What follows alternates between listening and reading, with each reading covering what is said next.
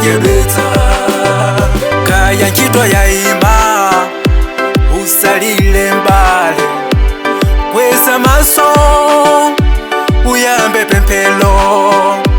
Ntchito yatha keni yatha kanyu kusowa, kweza maso kwa Yesu uyambe pemphelo.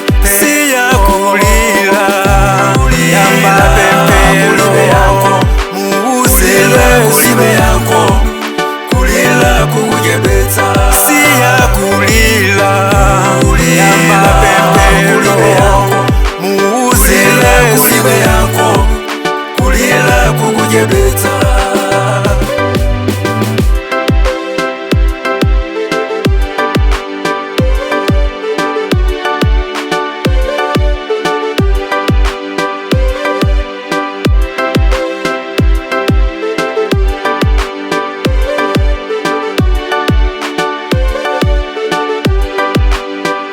Kaya chuma chata usalile nzanga, ulimbikitsike ndiyo buja.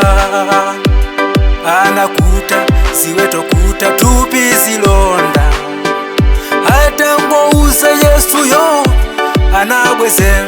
Siya kulila yamba pemphelo, muuzile kulibe yako kulila kujebeta. Siya kulila yamba pemphelo, muuzile kulibe yako kulila kujebeta.